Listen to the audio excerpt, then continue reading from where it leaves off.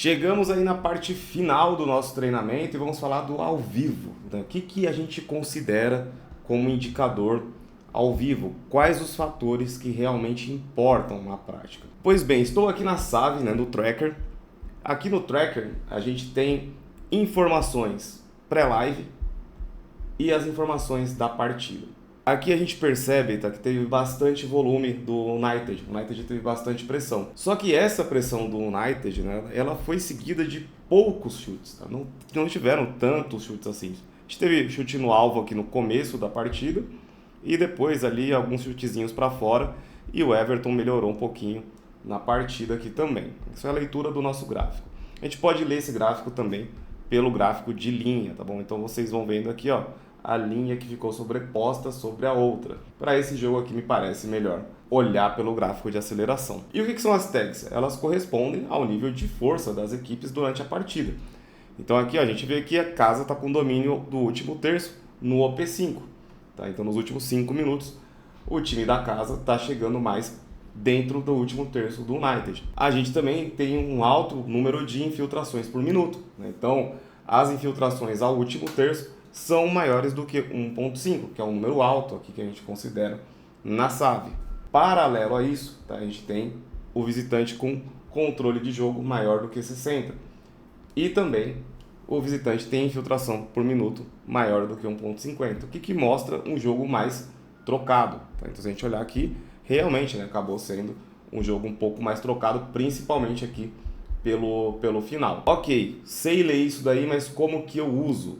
Além desses indicadores aqui, tá, tem um indicador que é muito importante, tá, que eu gosto bastante, que é o alta intensidade. Esse é um indicador que ele é de extrema raridade.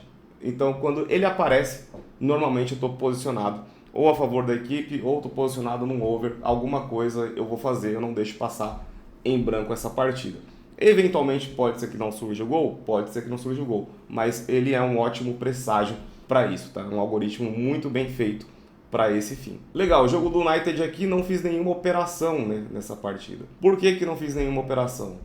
Quando eu olho para a eficiência do United, né, no HT, é uma eficiência muito baixa. E por mais que o Everton tenha deficiências aqui, né, do 16 ao 30, e bem significativa essa deficiência, não me convence fazer uma posição a favor do United já no HT. Então eu prefiro esperar o segundo tempo, onde eu tenha as mesmas ações do United, né, onde eu tenha sinal aqui, né, de visitante pressionando, alta intensidade do visitante, domínio do terço do visitante, alguma coisa assim, para eu me manter posicionado. Então, se eu tiver, quanto mais tags eu tiver a favor da equipe, tá, melhor, mais movimentado o jogo está. Essas tags elas vêm das estatísticas, tá? Todas as estatísticas aqui a gente computa elas e extrai métricas. Então, essa métrica aqui do M1, ela combinada com o fator de ter chute, de ter gráfico a favor, ela é muito importante, tá? Ela é muito similar com a métrica do XG. Mas qual que é a diferença fundamental entre ela e o XG? O XG ele mede um pós-fato. O chute que foi muito bem feito, muito bem estabelecido de uma posição do campo que ele tem uma taxa de gols esperado de sei lá quantos por cento, né? De 10%, enfim. Isso aí calcula e vira uma métrica. Né? Então tem um XG aqui de 0,48 para o United contra 0,05 do Everton. Então, o United criou mais. Porém, o M1, o que ele mede? Ele mede a capacidade da criação. Tá? Então, a gente considera aqui alguns fatores, né, de coisas que podem derivar a criação da oportunidade do gol. Tá? Então, está muito mais atrelado à criação da oportunidade do gol do que propriamente dito se a chance foi boa ou não. Tá? Então, aqui é a capacidade criacional que a gente avalia. E esse cara, ele tem uma alta correlação com gols, tá? Então, quando eu tenho M1 perto de 2, eu gosto de trabalhar em gols se eu tenho o M1 e tenho um apoio gráfico e tenho chutes, tá? Nesse momento aqui de final do HT, daria para se posicionar assim. Aqui só não me posicionaria por causa dos fatores pré-live, tá? Os fatores pré-live não me deixam entrar nesse jogo, né? Dados os meus critérios que eu expliquei já nos vídeos anteriores. Mas se tivesse os meus critérios e tivesse no minuto 47 aqui e batesse tudo isso, cara, eu entraria com uma mão reduzida, mas entraria sim nesse tipo de partida. Vamos falar aqui também um pouquinho sobre o OP5. O OP5, deixa eu até mostrar para vocês aqui uma coisa. Eu vou abrir esse jogo aqui numa outra aba, que aí vai ficar muito mais claro para vocês aqui, tá? Tudo que tem lá no tracker, tá? Ou quase tudo, tem aqui no detalhe do jogo. Tem mais detalhes aqui dentro, né? Por isso que é o detalhe do jogo. Mas se você não sabe o que significa um indicador, é só clicar aqui, ó, posse ofensiva dos últimos 5 minutos. Então o United teve 25% de posse ofensiva nos últimos 5 minutos. É um indicador de momento, o M1, né? Por isso que eu falei que ele está muito atrelado à capacidade criacional. Então perto de 2 ele tem seu valor. O OP5, acima de 30 já é algo legal, mas eu prefiro ser um pouco mais conservador e pegar, cara, às vezes 40, 50% de posse de bola ofensiva das equipes, tá? Aqui a gente tem as ações ofensivas por minuto. Eu gosto de olhar, tá? Mas não é o meu critério principal. Quanto mais alto, melhor. Quanto mais ações ofensivas por minuto a gente tem, é bacana. Infiltração por minuto. Gosto de infiltração por minuto acima de 1,50, por isso que existe o indicador. Cara, isso aqui é literalmente pisar no último terço do adversário, tá? Então a gente sabe que as equipes estão pisando. Isso aqui é comprovado, tá? Se a gente abrir aqui, ó, o mapa de calor. Aqui tem o tutorialzinho do mapa de calor. Vou pegar aqui, ó, primeiro tempo. Dá uma olhada. 46% de posse ofensiva do Everton, 32% de posse ofensiva do United. Quando eu olho só para os últimos 15 minutos, isso dá uma diminuída, né? O United tirou um pouco o pé aqui, ó, no final, né? Se a gente for ver até o gráfico aqui, foi onde até ganhou um pouquinho mais de espaço a equipe do Everton. Então, gosto de usar o mapa de calor também como um apoio para saber se as equipes estão chegando ou não. Aqui teve bastante chegadas, né? Mas teve pouca efetividade, pouca finalização. Aqui também vocês vão ver que em algumas partidas a gente tem a probabilidade dos gols acontecerem. Essa probabilidade dos gols acontecerem, elas são muito relacionadas à relatividade um do outro, tá? Então, relativo ao Everton, o Manchester United tem uma probabilidade muito baixa de fazer o gol. E o Everton, relativo ao United, tem uma probabilidade muito baixa. Isso acaba aumentando aí, dependendo do nível de intensidade do jogo, tá? E aqui aparece um indicador que eu gosto bastante, que é o indicador de equipe tal tá dominando o adversário. Vamos ver se a gente acha algum jogo aqui onde a gente tenha isso. Vamos dar uma olhada aqui. Só de bater o olho eu já sei qual que tem. Vamos ver aqui. Ó, esse jogo aqui estava bem interessante, mas ele já perdeu um pouquinho do momento. Mas isso aqui sim é um jogo legal, né? De você trabalhar over. Dá uma olhada, a quantidade de chute, spike acontecendo, muita coisa acontecendo. Esse é o tipo de jogo que você tem que trabalhar. Se bater os critérios pré-live, obviamente, né? Aqui, ó, outro jogo muito bem movimentado. Vamos ver aqui se esse jogo aqui vai ter. Ó, aqui, ó, o Al Riyad tem uma probabilidade maior, né, do que o Al Shabab de fazer gol. Então, esses indicadores apoiam vocês também na tomada de decisão, beleza? Então, tem que ter fator pré-live e tem que ter ação durante o jogo, principalmente se o jogo estiver mais trocado. Para o segundo tempo, o jogo do United é um forte candidato de eu fazer um over lá dentro dessa partida. Vamos ver aqui um filtro. Ó, casa pressionando. Se eu quero buscar uma equipe da casa pressionando, só olhar aqui, ó. Dá uma olhada nisso aqui, ó. O Damac aqui, ó, buscando um empate contra o Al-Ahly. Então, se bate nos seus critérios, dá para tentar trabalhar alguma coisa aqui, ó. M1 de 1,74, M1 legal. Chutes dentro da área, ó, 10-4. Então, tá muita pressão aqui do Damac, tá? Então, dá para trabalhar assim. Vamos ver se tem algum jogo com alta intensidade aqui. Olha lá, nenhum jogo tá com alta intensidade. Eu vou colocar aqui na tela para vocês um jogo que apareceu a alta intensidade e aí vocês conseguem ver um pouco de como aparece. Mas aparece esse foguinho aqui, ó. Esse foguinho aparece aqui. E você pode filtrar em dias de muitos jogos, uma grade cheia, ele facilita bastante o nosso trabalho, tá? Vamos ver aqui se tem mais alguma coisa que é legal vocês olharem. XG desajustado.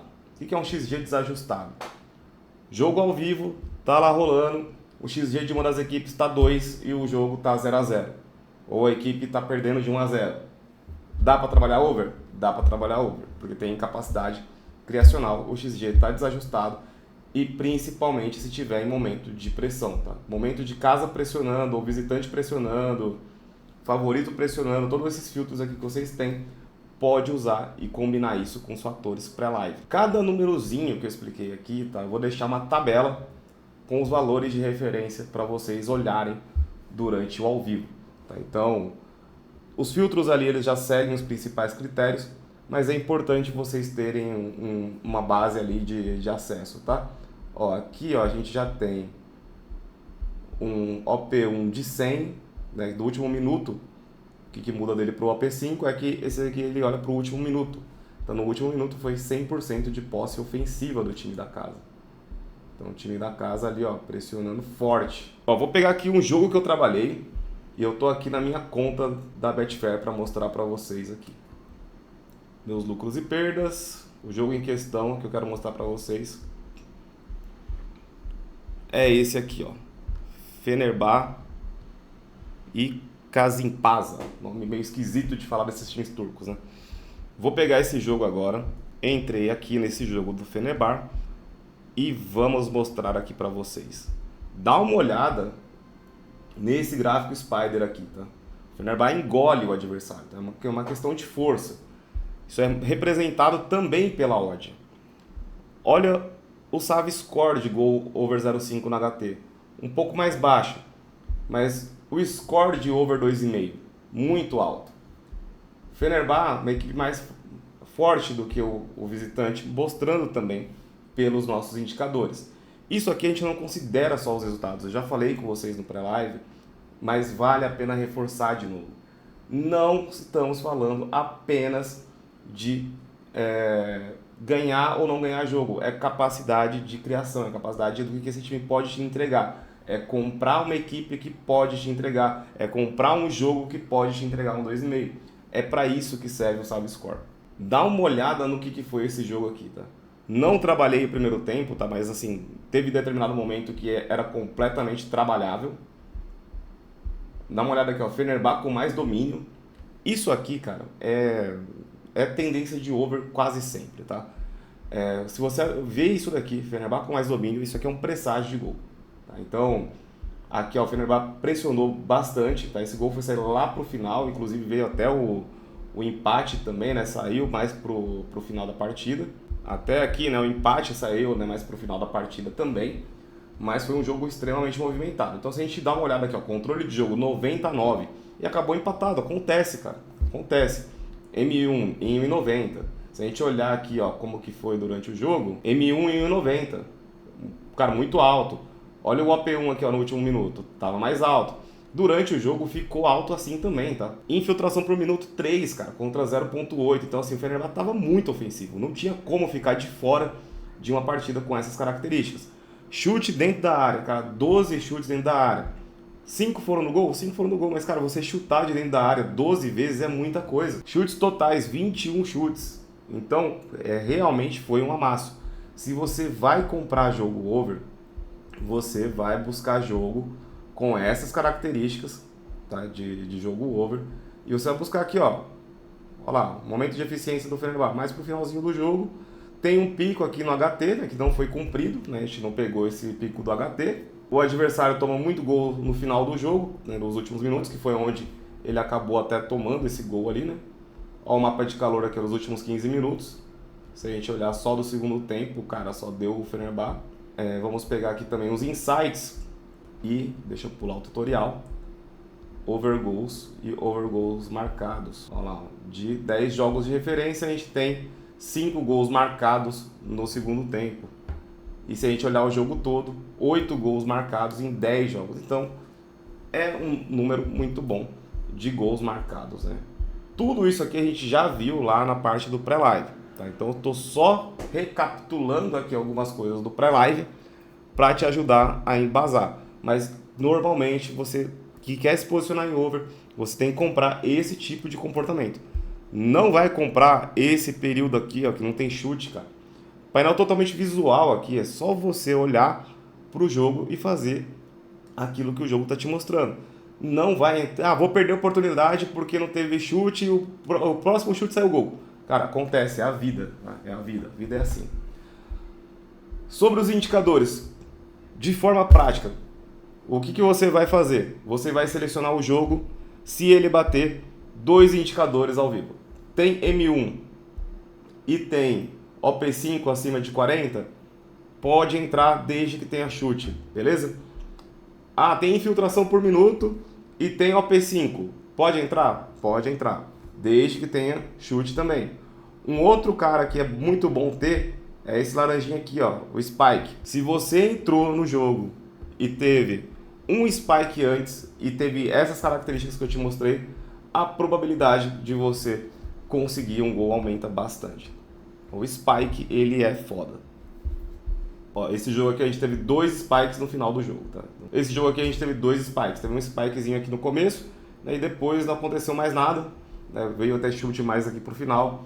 Mas aqui, ó, a gente teve o Spike e teve o gol já lá, logo na sequência. É bem comum você ter um Spike e ter um gol muito perto ali numa janela, tá? Ó, a gente teve aqui, ó, Spike, ó, teve Spike. Aqui, ó, 2 Spikes e gol.